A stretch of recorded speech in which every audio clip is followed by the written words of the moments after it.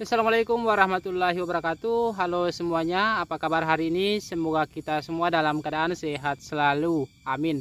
Jadi pada kesempatan hari ini, sore ini kita sementara berada di tanaman cabai keriting varietas Rada lokal Sumatera Barat yang kita tanam di lahan bekas, lahan janda tanpa pengolahan lahan dan tanpa pemberian pupuk dasaran apapun.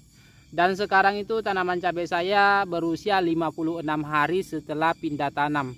Dan di daerah saya itu cuacanya sekarang itu lumayan ekstrim, musim hujan dan lumayan ekstrim.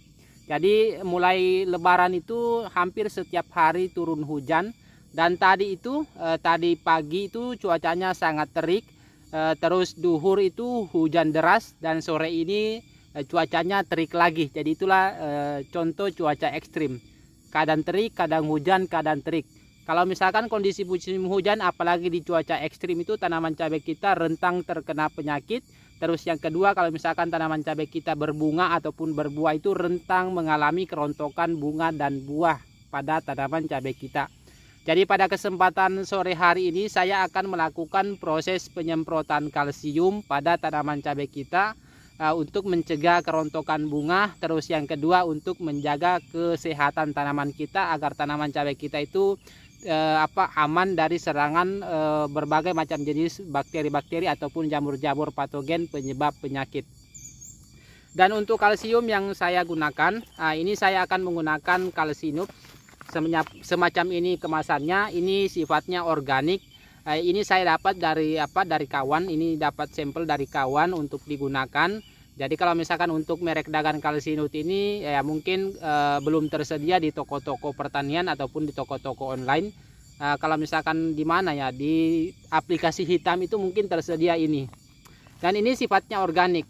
Kalau misalkan di pasaran itu banyak sekali pupuk kalsium yang sering digunakan petani yang lumayan familiar. Misalkan kalau dari Paktani ataupun dari CV Saprotan itu merek dagangnya CNG, itu juga kalsium, itu juga saya pernah gunakan. Terus kalau misalkan dari PT Merauke itu namanya Maroke Kaldit, itu juga sama dengan CNG dari Paktani. Terus dari Yara itu Maroke Kalsinit. Jadi ada tiga yang sama itu, CNG, Maroke Kaldit dengan Kalsinit itu sama-sama kandungannya, besaran kandungannya sama, yang mana dia mengandung kalsium dan mengandung nitrogen. Itu sama persis, harganya aja yang membedakan. Terus juga di pasaran banyak juga kalsium yang beredar itu yang tidak mengandung nitrogen. Misalkan Manohara, Hygroclast, kalsium murni, kalsium super, kalsium cap tawon dan lain-lain sebagainya. Itu contoh-contoh kalsium yang tidak mengandung nitrogen. Jadi terserah kawan-kawan mau gunakan kalsium apa saja, terserah, yang pastinya mudah didapatkan dan lumayan harganya terjangkau lah kalau misalkan kawan-kawan mencari yang murah. Kalau misalkan semacam CNG itu harganya kurang lebih 20 ribuan kemasan 1 kilo. Tetapi kalau kalsinut ini lumayan mahal, ini sekitar berapa ya, 60 ribuan.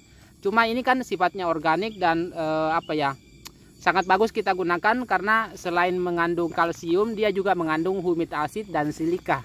Yang mana humid acid ini berperan penting untuk menjaga kestabilan tanaman dan untuk menjaga kestabilan pH tanah dan untuk memberi kesuburan tanah. Jadi dia ibaratnya itu mengembalikan kesuburan tanah kalau misalkan humid acid ataupun asam humat. Sedangkan kalsium sendiri itu kalau misalkan pada tanaman cabai, kalau saya pribadi itu untuk manfaat dari penggunaan pupuk kalsium yang saya berikan pada tanaman cabai itu saya cuma cari dua fungsi utamanya. Kandungan yang paling penting itu saya harapkan cuma dua. Yang pertama untuk memberi asupan kalsium pada tanaman cabai kita agar tanaman cabai kita tidak mengalami kerontokan bunga dan buah. Jadi tanaman cabai itu rentang mengalami kerontokan bunga dan buah pada musim hujan, apalagi kalau misalkan kita tidak melakukan pemberian pupuk kalsium. Makanya yang pertama mengasupi kebutuhan kalsium tanaman untuk mencegah kerontokan bunga dan buah. Terus manfaat penting yang saya mau dapatkan itu yang kedua adalah menetralkan kondisi pH tanah. Karena kalsium itu adalah sifatnya alkalis atau ber-pH basah atau ber-pH tinggi. Dengan menggunakan kalsium itu bisa menetralkan kondisi pH tanah yang bersifat drop ataupun yang bersifat masam akibat sering terguyur air hujan. Karena pada kondisi pH tanah yang bersifat masam ataupun yang ber-pH drop itu, perkembangan bakteri-bakteri ataupun jamur-jamur patogen itu perkembangannya sangat pesat. Makanya tanaman cabai itu rentan terkena penyakit di musim hujan dibanding musim kemarau. Dan salah satu cara menetralkan pH tanah ataupun mendongkrak pH tanah yang drop itu dengan menggunakan kalsium. Bisa juga menggunakan semacam silika ataupun magnesium, tetapi yang paling bagus itu menggunakan kalsium. Nah, jadi dua manfaat penting yang saya mau dapatkan. Tetapi kalau misalkan kita berbicara secara umum untuk fungsi kalsium itu banyak sekali. Nah, kalau misalkan di kemasan kalsinut ini ada beberapa macam, membantu meningkatkan perkembangan bagian titik tumbuh, yang pastinya banyak sekali lah fungsi kalsium itu, karena kalsium itu dia adalah unsur hara makro sekunder, sangat dibutuhkan tanaman dalam jumlah yang sedikit. Jadi walaupun dia dibutuhkan dalam jumlah yang sedikit, tetapi statusnya sangat dibutuhkan tanaman, apalagi pada masa generatif. Terus selanjutnya di di musim hujan itu sangat penting. Dan untuk penggunaan kalsium ini, kalau misalkan kita lakukan penyemprotan itu, kita lakukan penyemprotan pada pagi hari ataupun pada sore hari. Dan kalau saya menggunakan kalsium itu untuk penyemprotan kalsium apapun itu, saya tidak pernah campur dengan tidak pernah campur dengan pestisida, baik itu insektisida ataupun fungisida. Kenapa demikian? Karena ada beberapa bahan aktif, baik itu bahan aktif insektisida ataupun fungisida, ada yang bisa dicampur dengan kalsium, tetapi ada juga yang tidak bisa dicampur dengan kalsium. Jadi kalau misalkan kawan-kawan tidak tahu yang mana bisa dicampur dengan yang mana tidak bisa dicampur, lebih bagus cari aman, jangan dicampur. Terus untuk pupuk, kalau misalkan kita menggunakan kalsium mau dicampur dengan pupuk lain, tidak masalah. Yang pastinya jangan mencampur kalsium itu dengan pupuk majemuk spesial dominan fosfat, misalkan sejenis Ultradap ataupun MKP. Yang pastinya jangan, hindari. Tetapi kalau misalkan mau tambahkan semacam KCL ataupun semacam KNO3 putih ataupun semacam MPK itu boleh-boleh saja. Cuma kalau misalkan untuk mencari maksimal dari kinerja pupuk kalsium itu lebih bagus tunggal.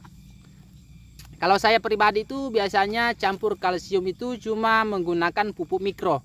Selain pupuk mikro itu saya tidak pernah campur kalsium dengan apapun, dengan pupuk lain, dengan insektisida ataupun fungisida, kecuali pupuk mikro dan perekat. Dan untuk dosisnya ini kalau kita menggunakan kalsinut itu cukup 2 sendok makan. Nah, dia bentuknya seperti abu-abu. Nah, ini. Jadi kalau misalkan kawan-kawan menggunakan pupuk daun ataupun pupuk kalsium yang disemprotkan itu, kalau saya pribadi kalau musim hujan itu saya tambahkan perekat. Tetapi kalau misalkan jarang turun hujan itu saya tidak tambahkan perekat, cuma menggunakan pupuk kalsium.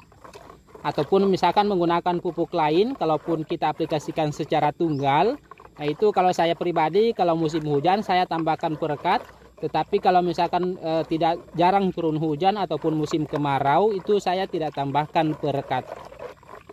Jadi mungkin cukup sekian video kali ini, semoga bermanfaat bagi kawan-kawan semua. Sampai jumpa di video-video selanjutnya.